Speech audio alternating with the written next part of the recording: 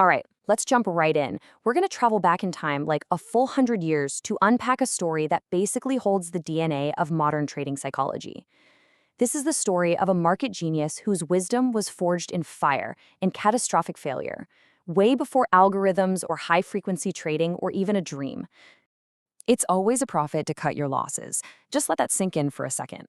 This powerful idea comes from the legendary book Reminiscences of a Stock Operator.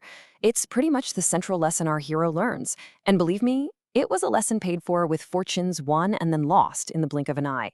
So you have to ask, right? Why is a book from 1923 still required reading for anyone playing in the markets today?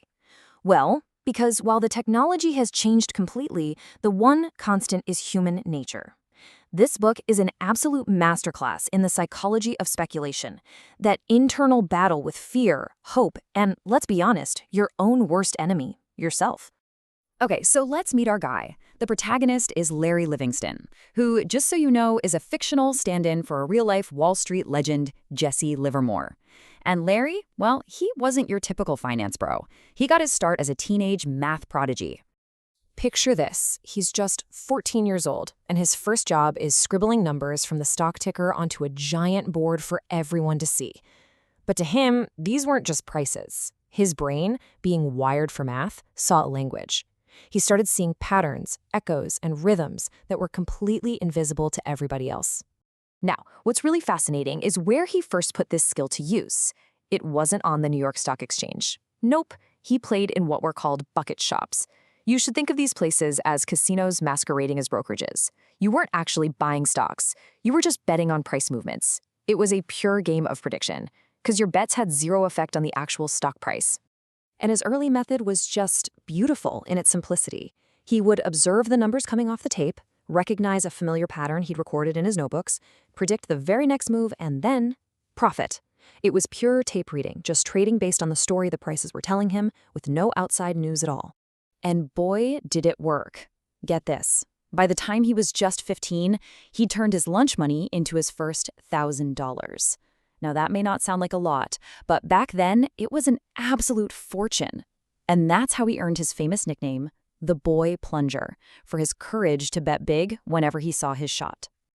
But that early success, it turned out to be a double-edged sword.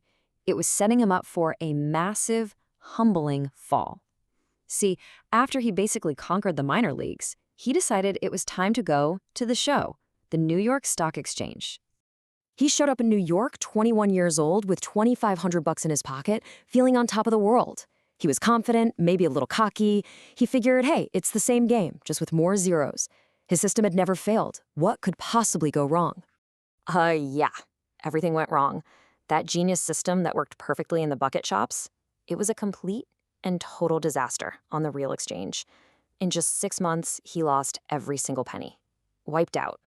So you have to understand why he failed. This is the crucial part. In a bucket shop, the price you saw was the price you got. Instantly.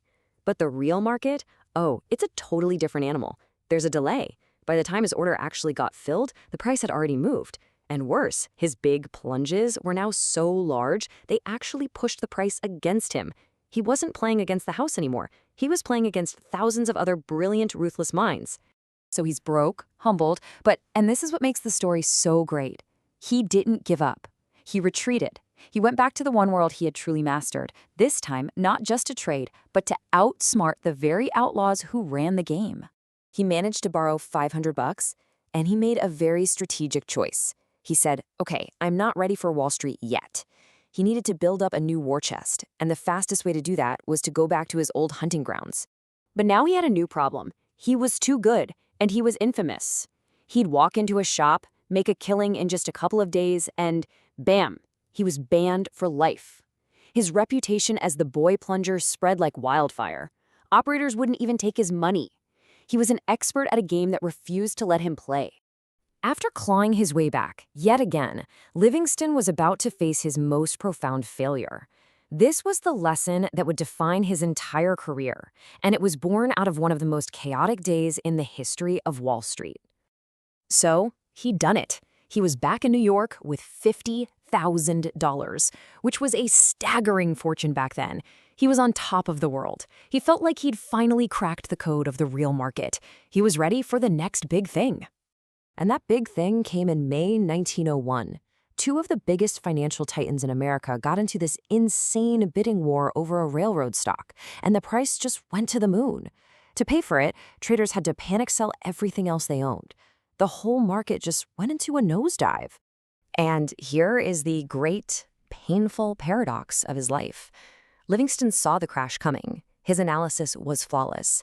He was positioned to make an absolute fortune from the chaos. And yet, by the end of the day, his entire $50,000 stake was just gone. How is that even possible? The answer is just brutal. It was his most trusted tool, the thing he built his life on, the ticker tape. In the absolute mayhem of the panic, the little machine just couldn't keep up. The prices it was spitting out were minutes, sometimes even an hour, behind what was actually happening on the trading floor. He was trading ghosts. He'd see a price on the tape and hit sell, but by the time the order went through, the real price was already 20 points lower. He'd try to buy back in, and it would execute 15 points higher. The information lag didn't just cost him some money, it utterly destroyed him. He was flying blind in a hurricane. And it's right here, in the ashes of that spectacular failure, that this story stops being a biography and becomes a survival manual. The lessons he learned are just as vital and true today as they were over a century ago. Which brings us right back to where we started. Livingston finally got it. The market is going to do what the market is going to do. The only thing you can actually control is your own reaction. Winning isn't about being right all the time. It's about managing your mistakes and having the discipline to cut a loss before it grows into a monster that cuts you down. And his hard-won wisdom really boils down to this survivor's code. His first failure taught him you can't just read the tape, you have to understand the whole game. His second, catastrophic failure taught him to respect what the market is doing right now, not what you think it should be doing. But ultimately, he learned the real battle isn't with charts or other traders. It's with the enemies inside your own head: fear, hope, and greed. And that, right there, is why this book will always be relevant. The technology has changed in ways he couldn't even imagine. The speed is insane.